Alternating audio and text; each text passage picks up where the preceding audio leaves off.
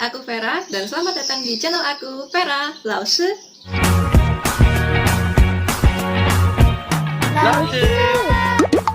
Hey, apa kabar teman-teman? Masih di rumah aja kan? Buat kalian yang mungkin udah mulai gabut, bosen sama tugas di sekolah ataupun kerjaan di kantor, nah, pas banget nih. Yuk subscribe, like, dan komen di video aku karena di channel ini kita akan belajar seputar bahasa Mandarin yang tentunya akan menambah wawasan kalian. Penasaran? Pertama kali ini aku akan membahas tentang 3 hal yang perlu kalian ketahui sebelum belajar bahasa Mandarin. Jangan di skip ya. Hal pertama yang perlu kalian ketahui adalah apa sih bahasa Mandarin? Sederhananya, bahasa Mandarin adalah bahasa resmi yang digunakan di dataran Tiongkok atau di Cina. Bahasa Mandarin sendiri memiliki beberapa istilah, ada Putonghua, ada Hanyu, ada Huayu, ada Huawen, dan juga ada Guoyu. Bagi kalian yang sudah pernah belajar bahasa Mandarin nggak asing lagi ya, karena di sebagian buku pelajaran ataupun buku paket itu biasanya mencantumkan istilah Huawen atau Huayu itu sendiri. Ataupun juga bagi kalian yang kadang dengar kalau orang-orang tua itu ngomongnya bahasa Koi, itu tuh bukan bahasa Koi tapi harusnya nyebutnya Guoyu. Nah, Guoyu. Terus apa bedanya sama bahasa Mandarin? Sebenarnya nggak ada bedanya. Semuanya mengacu pada bahasa Mandarin itu sendiri, tetapi mungkin penggunaannya saja yang berbeda. Jadi untuk Putonghua itu sendiri itu merupakan istilah resmi sebagai bahasa nasional di negara Tiongkok. Nah, sedangkan untuk Huawen, Huayu itu mengacu kepada bahasa suku atau etnis Tionghoa itu sendiri, karena Hua itu sudah mewakilkan suku Tionghoa. Nah, untuk Guoyu, Guo itu artinya negara dan Yu itu artinya bahasa. Guoyu kalau kita gabungkan menjadi bahasa negara. Nah, istilah ini sering digunakan di Taiwan. Hanyu yang mungkin kita lebih familiar, Hanyu itu sendiri Han artinya ya suku Han, dan Yu artinya bahasa. Hanyu kalau kita gabungkan artinya menjadi bahasa suku Han.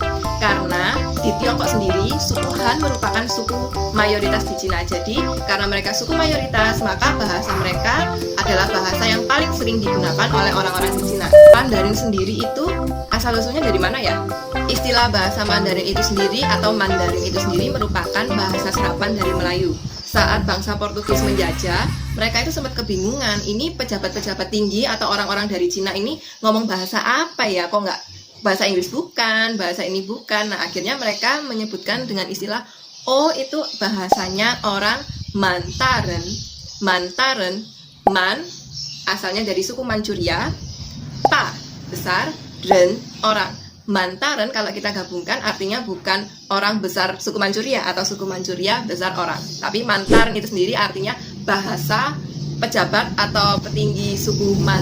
Jadi istilah Mandarin sendiri itu hanya eksis atau hanya populer di Indonesia saja. Jadi kalau misalkan kalian ke luar negeri lalu kalian iseng tanya, can you speak Mandarin? Can you speak Mandarin? Mereka pasti nggak bakal ngerti karena Mandarin itu cuma eksis di Indonesia. Nah, sekarang udah paham kan apa itu bahasa Mandarin dan dari mana asal-usul istilah bahasa Mandarin? Oke, hal kedua yang perlu kalian ketahui sebelum belajar bahasa Mandarin adalah mengapa sih kita perlu belajar bahasa Mandarin? Kenapa kok Mandarin? Kok nggak bahasa Jepang, nggak bahasa Rusia, dan lain-lain? Jadi, bahasa Mandarin sendiri selain dia adalah bahasa internasional yang paling sering digunakan setelah bahasa Inggris, bahasa Mandarin sendiri memiliki banyak sekali benefit jika kalian ingin memperdalami atau mempelajarinya. Salah satu benefit yang menurut saya paling oke itu saat kalian ingin melamar sebuah pekerjaan. Kalau kalian mendambakan penghasilan 5 juta ke atas, 8 juta, 10 juta, atau berapapun itu, kalau kalian bisa bahasa Mandarin, kalian pasti bisa punya gaji di atas 5 juta. Kenapa? Karena zaman sekarang banyak sekali human resources ataupun lowongan pekerjaan yang saat ini mencantumkan fasih berbahasa Mandarin atau bisa bahasa Mandarin itu di salah satu persyaratan pada lowongan kerja mereka. Sekarang kan hubungan Indonesia dengan Cina itu kan lagi, ya kan? Jadi that's why kenapa perusahaan-perusahaan besar itu nggak harus perusahaan asing ya, itu banyak sekali mencari orang-orang yang bisa berbahasa Mandarin atau fasih berbahasa Mandarin. Jadi ibaratnya keahlian kalian, apapun itu, ditambah kalian bisa bahasa Mandarin, itu perfect. Nah, hal terakhir, hal ketiga yang perlu kalian ketahui sebelum belajar bahasa Mandarin, ini adalah pertanyaan yang paling sering aku jumpai atau paling sering aku dengar di teman-teman, yaitu urutan belajar bahasa Mandarin itu sebenarnya gimana? Apa harus bisa ngomong dulu, nulis dulu, baca, atau yang lainnya? Menurut aku, yang pertama, kalian harus fasih atau lancar saat berbicara.